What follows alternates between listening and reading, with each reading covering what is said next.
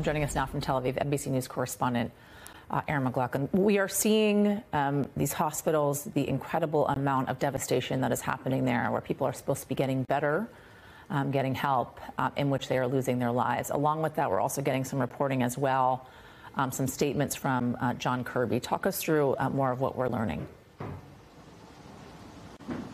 Yeah, that's right, Yasmin. U.S. officials saying they are corroborating Israeli allegations that Hamas has been using the hospitals inside Gaza Strip for cover. The NSC's John Kirby today saying, quote, Hamas and the Palestinian Islamic Jihad used some hospitals in the Gaza Strip, including Al-Shifa, and tunnels underneath them to conceal and to support their military operations and to hold hostages.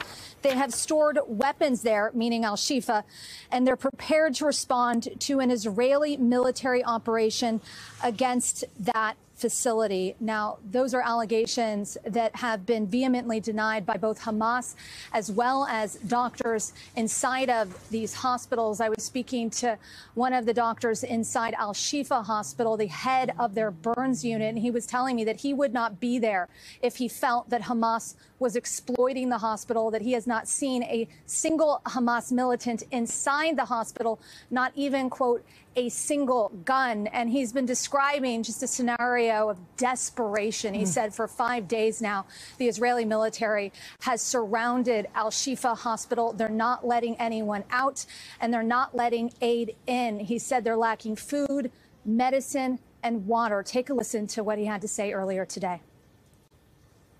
It's more of a war zone where it's continuous bombing, shooting.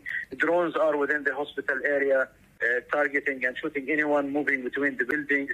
The ambulances are not allowed to move in or out of the hospital. Whoever tries to move will be killed.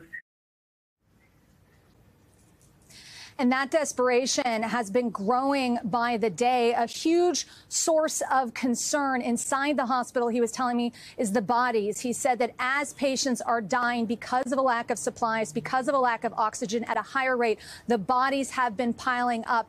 And today he said that they ventured outside of the hospital, many of these doctors risking their lives, risking the sniper fire because they did not receive assurances from the Israeli military that it was okay to leave the hospital to bury 180 bodies in a mass grave there in Al-Shifa Hospital. He is appealing to the international community for help facilitating an evacuation. The ICRC tells me that those talks are ongoing, but no word yet.